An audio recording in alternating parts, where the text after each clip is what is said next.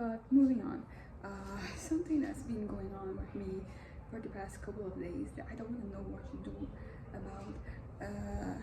It's about the situation, which is that basically I have been struggling with writing my novel. I'm making like a real kind of like a little progress here and there, but I'm feeling very much stuck, and I don't really like this feeling, and I don't really know what to do because I'm trying to basically try to get my head like more immersed in the story, by reading it and all that, but sometimes it ends up leaving me even like drier, with less to say. But yeah, so that's kind of like my issue of today, because writing is so important, to me, and it's so good for my head, for me to just maintain myself, to kind of like sustain myself at a healthy, regular level of, mental health wise. And without it, I'm kind of, because that is a very potent one, because I talked about this before, like usually when I write, it is something that it is both a project, so something I'm looking forward to finishing, but it's also something that I have satisfaction from doing today. Like every time I sit down and I do something, like I those chemicals in my brain, like the positive ones, they end up rushing in, so I want more of that. But it's good for, it gives me perspective, it gives me satisfaction, it gives me contentment, it makes me feel fulfilled, both on a smaller level, like I'm fulfilled today, and on a bigger level, on a larger scale, when I finish a novel and I have that under my belt, right, of the things I have done in my life. It is, kind of like it is to me a huge accomplishment. I have 2 novels out so far, and they're great. They have kind of like sustained me. In terms of like the things I'm doing, because I'm still kind of a little bit lost. I kind of like I'm following a path, and this is the path that I'm following, but it's the path that like I'm very much trying to leave and start something new, and I might see how this goes, but the thing is, like what I'm doing right now, basically, I no longer see as something that is working towards my future, because I'm gonna change the direction, but of course, like even if I do change the direction, everything I've learned so far is still that can be taken away from me, right? Like I have those experiences, I have that knowledge, and those experience and knowledge, they kind of like they come together to help me become a more actually self-actualized person, which is something that is important to me. I talk about my fantasies a lot, and something that it kind of is that I miss from like that inside world that I create in my head, is the feeling of like excelling at something. I'm not saying that excelling at writing, but I do feel like there's a certain fluidity to the way I operate. I feel at home, I feel at ease, when I'm writing. Feels like that's the thing that I love doing, that I'm supposed to be doing, ways. And then without it, I kind of don't have that. And then my fantasies end up become even more tempting, because what I really what I've always wanted was to be not like good at something, but to be great at something. And I'm not saying that like I'm great at writing, but when I'm writing, when I'm focusing on that, I don't have the need to feel like that I'm great, because what I'm doing, it is fulfilling everything, every level of my head, every emotional thing, every need that I have, according to like muscles, pyramid of needs, it's all there. But yeah, but that's kind of it. I would say that in the fantasies, it is interesting how like depending on the time of the month, I am at like the aspects that really pop up, because it is a very well-rounded and complex fantasy that I have in my head. I mean, it's been set in my head for many months, so of course, like right now it is very complex, very complicated, and very intricate. And in a way that sometimes I feel like my reality isn't, which is very much like something in my head, I know, but it's still like it really, there's a lot of like things to support that, and of course I know that a lot of it has to do with the way that I see my life, how the things I have done, because there's just so many different things I have started, I have tried, but I have kind of like left along the way.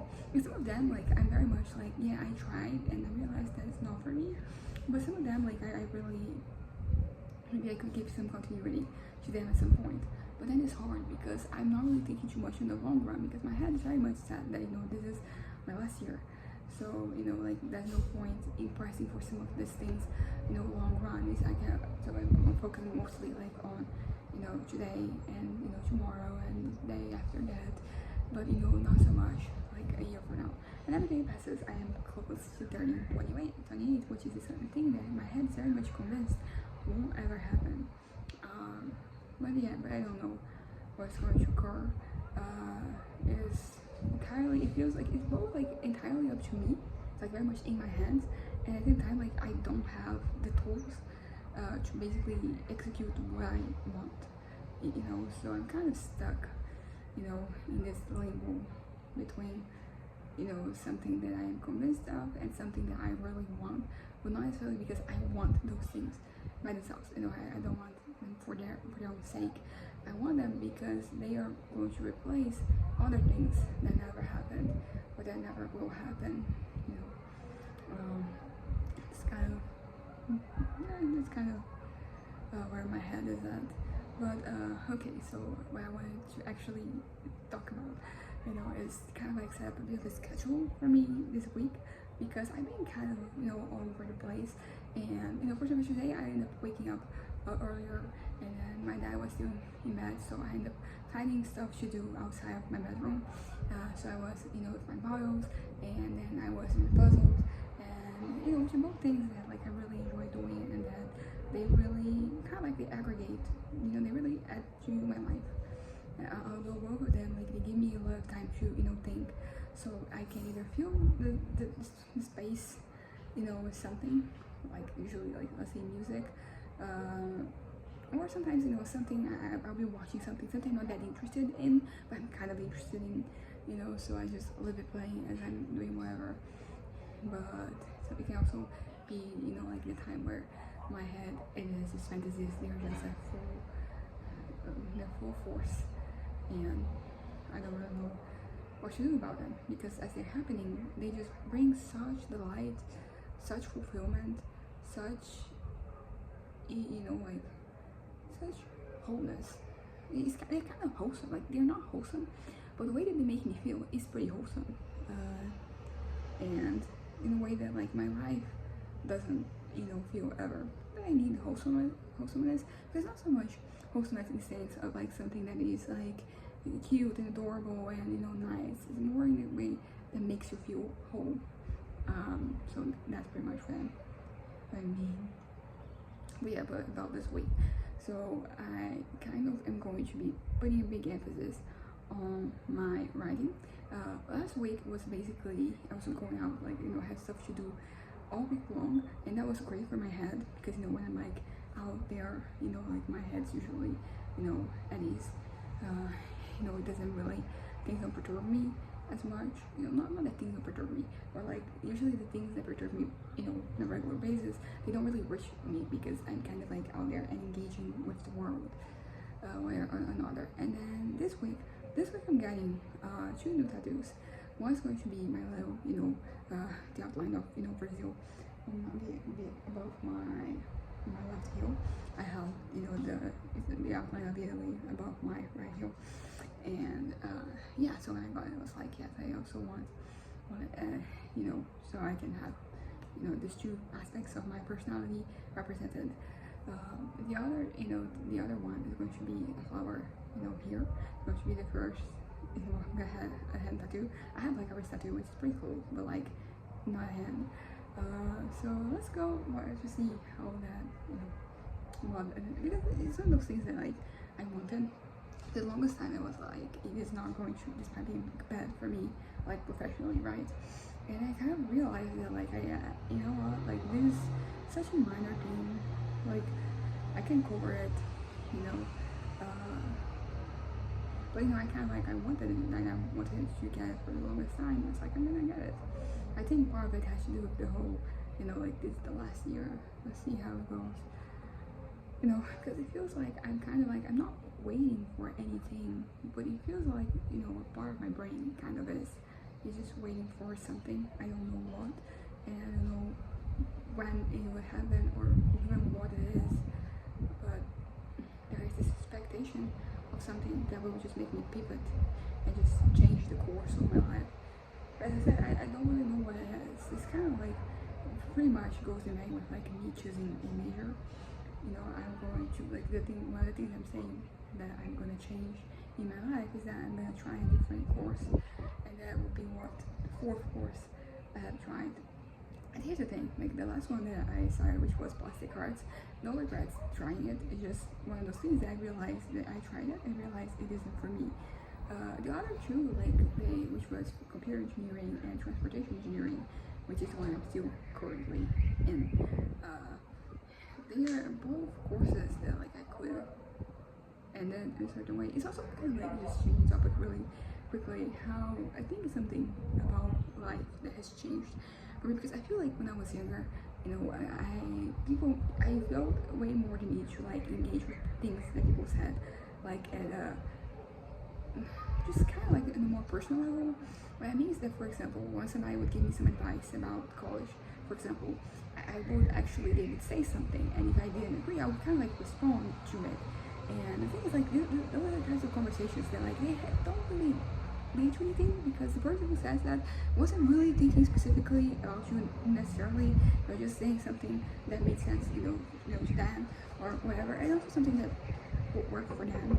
Because just because something works for a person doesn't mean that it works for another. But there is this.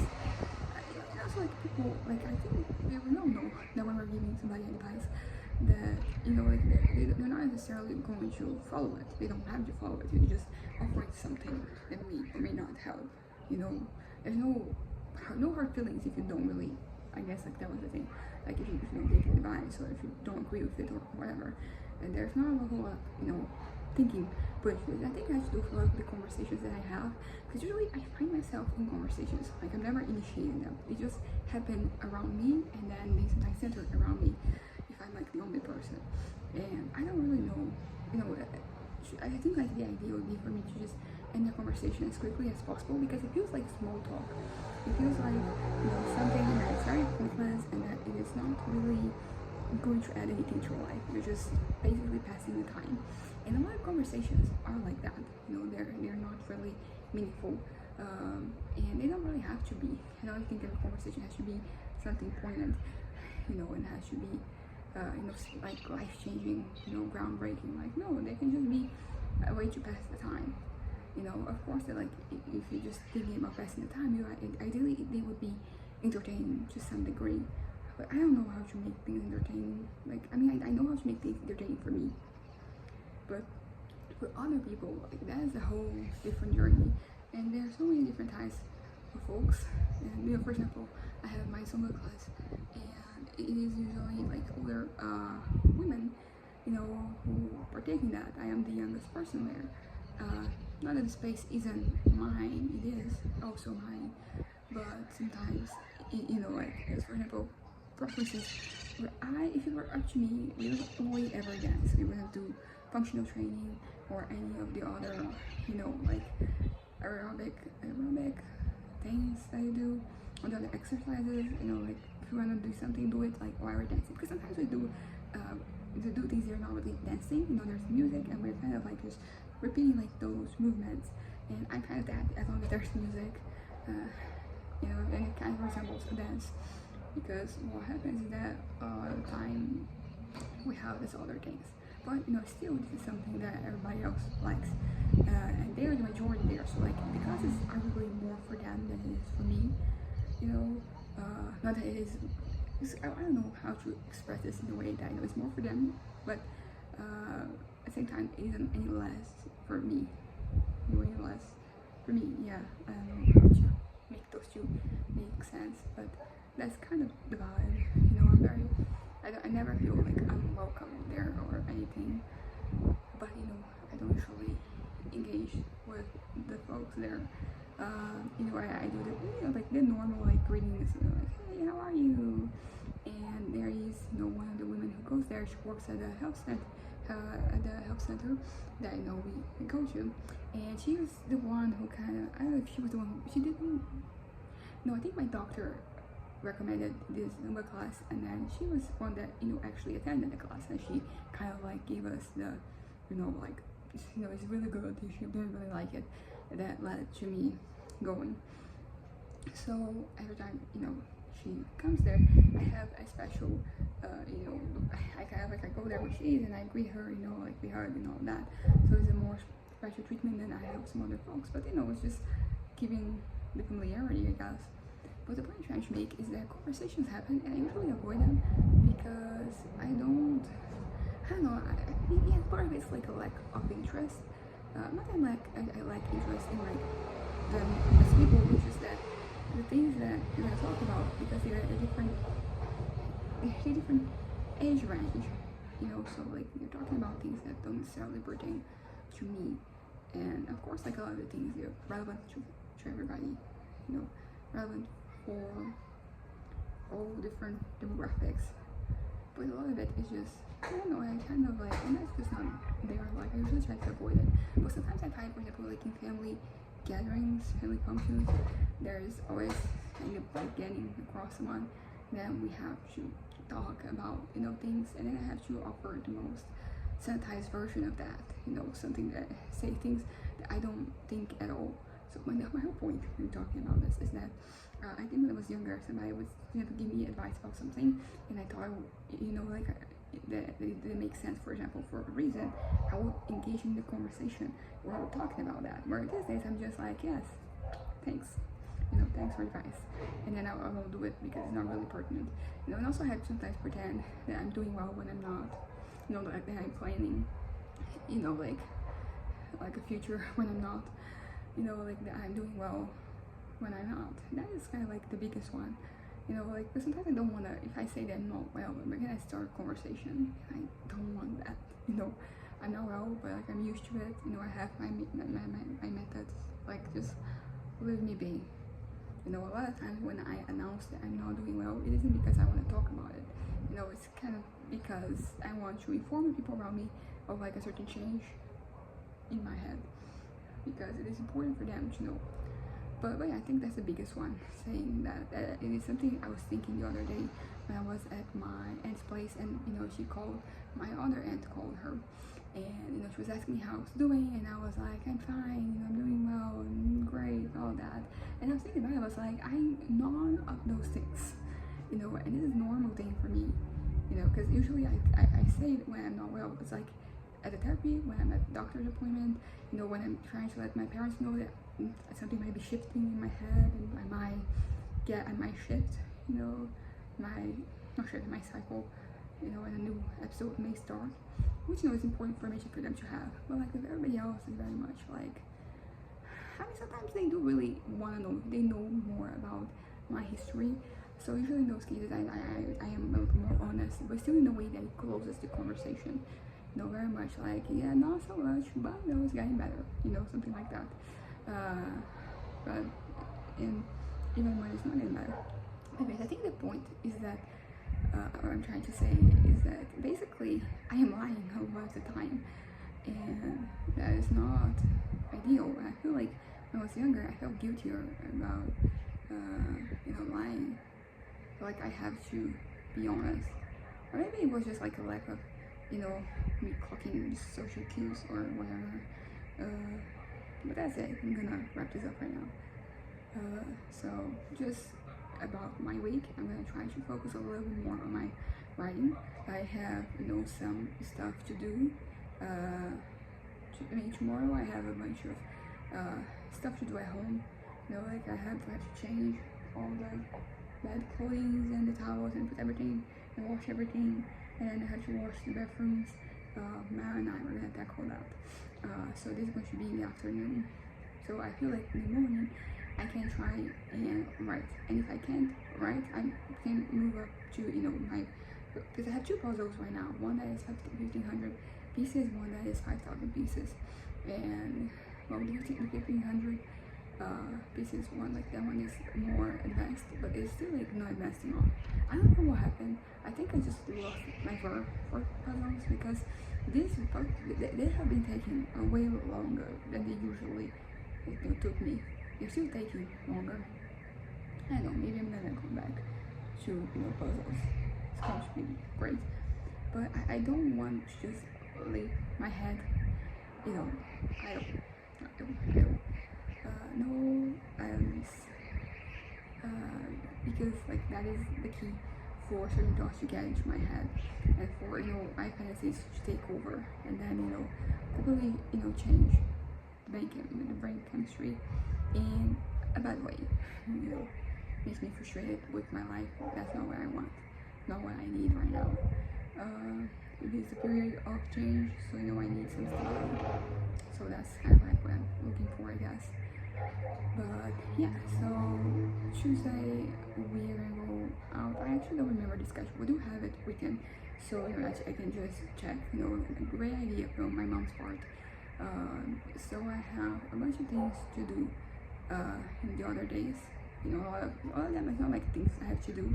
It's just like we're gonna go somewhere because we have to run some errands, and then, you know, I end up being there for longer, so I can just go around and see things and just go to different stores and really doing really well the whole, you know, like not buying anything.